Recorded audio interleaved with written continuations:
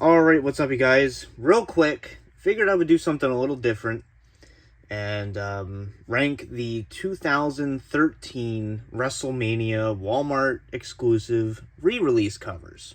I don't think I've ever done that before, so we're going to do it now.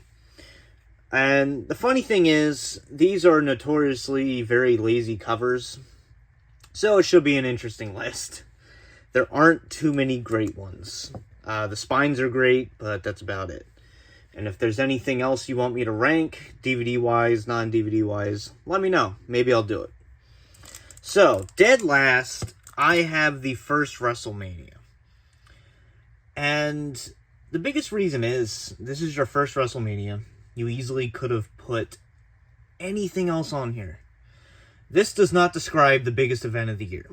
This is some dude making snapshots ringside for some magazine. This is like early Jim Cornette shooting photos at ringside. It's just, yeah, this is what you picked. Like, it's one of those photos that you just dispose of because it didn't quite make the cut. So, dead last, WrestleMania 1. Unfortunately. Next, WrestleMania 13. You easily could have put Austin and Bret Hart on here. I'm sure they didn't have the balls to do it because of the blood. But it could have worked. To have the lackluster Undertaker main event be your cover photo, yeah, the logo's cool and all. You know, you got the fire. But that's about it. Kind of lackluster. Kind of similar to WrestleMania 1. You easily could have put anything else on here. It's kind of just an awkward shot. You know, if you're going to put Hogan and Andre on the cover, it's an awkward shot. So, yeah, unfortunately, at the bottom, WrestleMania 3, you could put him leg dropping Andre, fucking body slamming him. You could have done anything. Yeah, it's unfortunate. WrestleMania 3. Alright, so this one's not terrible. We're getting into the not terrible territory. As much as I love Macho Man Randy Savage, one of my all-time favorites, if not my favorite golden era wrestler, probably either him, Roddy Piper, or Jake Roberts. One of the three. Yeah, it's another awkward shot. He's kind of just looking off in the distance, not really knowing. He's like he's looking for his next cue. But yeah, kind of an awkward shot of the Mega Powers exploding. You know, if you want to do the Mega Powers exploding. This one just doesn't speak that for me. Next up, WrestleMania 7. Like I said, I feel bad for putting Randy Savage here. But WrestleMania 7, you could have done better. I mean, the retirement match is great and all. But I don't know. It's WrestleMania, for God's sakes. You don't need just one single wrestler on the cover. I understand the concept, but this one could have been better done. I like the purple. More than anything, I think Hogan and Slaughter speak WrestleMania 7 more. But, you know, it's a cool shot of Macho Man, and that's all you can ask for, I guess. Next up, we have WrestleMania 11. You have Paul Bearer and The Undertaker coming around in the background. Pretty cool shot. I do like it. You have Bret Hart front and center. This is where the covers are getting decent. It's a terrible, piss-poor WrestleMania, but a decent cover for the release. Next up, as you saw, one of my personal favorite WrestleManias for some reason, WrestleMania 8. This one, you have a lot more going on. I like it. You have Shawn Michaels for some reason front and center. You have the phenomenal Randy Savage, Ric Flair moment there. And then you have Sid and Hogan up top there. So yeah, a lot going on. Would have been cool to see Bret Hart and Roddy Piper included, because that's what I think about when I think of this WrestleMania. That and Ric Flair and Savage. Next up, we have WrestleMania 9. Look, it's...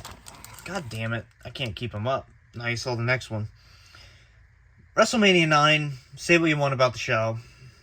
Yeah. It's not great, obviously. We all know that. But Bret Hart and Yokozuna, it's a cool cover. I like the logo, to say the least. The stage, the logo, everything about the aesthetic of WrestleMania 9 is phenomenal. But then you have this shit. You know, the pay-per-view itself is just not good. The cover, not bad. You know, it could have been worse. You could have had, like, Doink the Clown and Crush, or fucking Hogan winning in 21 seconds, or whatever the hell it was. I don't even know. It might have been less than that. At least Hogan's not on the cover stealing the spotlight. At least they gave the spotlight to the true main event of WrestleMania 9. That is Yokozuna and Bret Hart. Next up, just a classic moment. Macho Man and Elizabeth. I mean, I'm glad Macho Man's getting a lot of the highlights on this, in these re-release covers. I can't talk. Re-release covers. But yeah, Elizabeth and Macho Man, what more could you ask for? She's holding the belt. He won the tournament. He beat DiBiase. He was the story of WrestleMania 4. They might have promoted Hogan and Andre going in, but Macho Man was the true story, and I think this captures that perfectly. Next up, we have WrestleMania 14. One of the best storylines in WWE/F history. You have Kane and The Undertaker, brother versus brother. The logo's great. You have the crowd in the background there, which is really cool. So yeah, I really like this cover. I think this is one of the better ones of the re-releases. You know, we're getting into the better territory here. Yeah, good cover. Next, we have WrestleMania 15.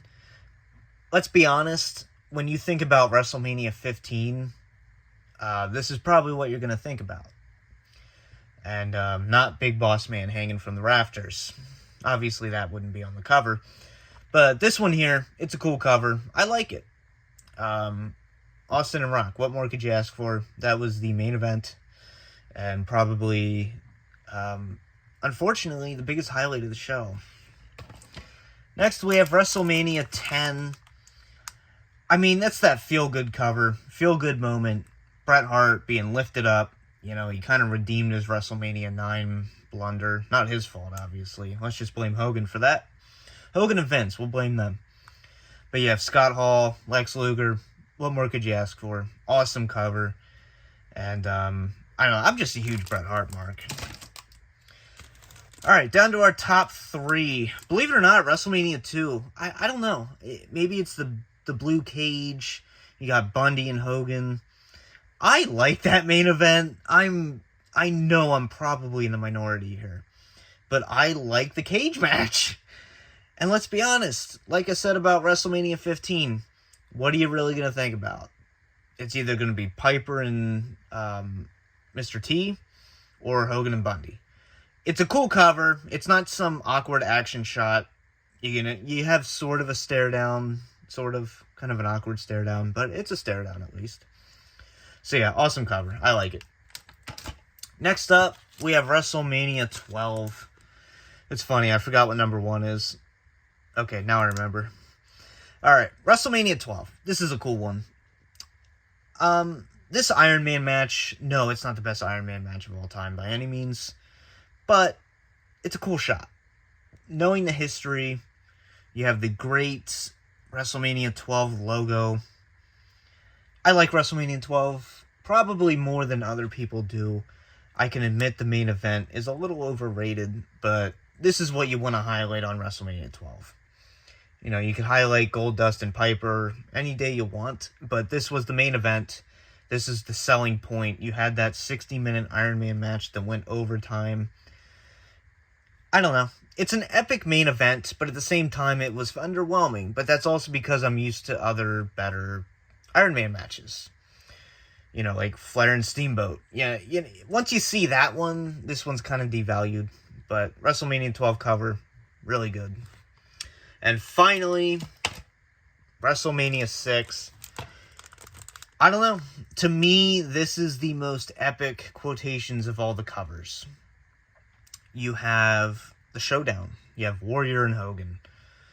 And you have the test of strength. That's what they're going into here. So yeah, I'm a sucker for this cover.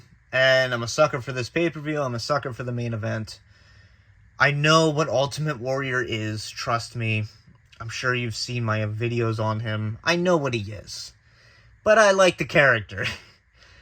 And this was one of those Ultimate Showdown main events. And this cover completely captures that.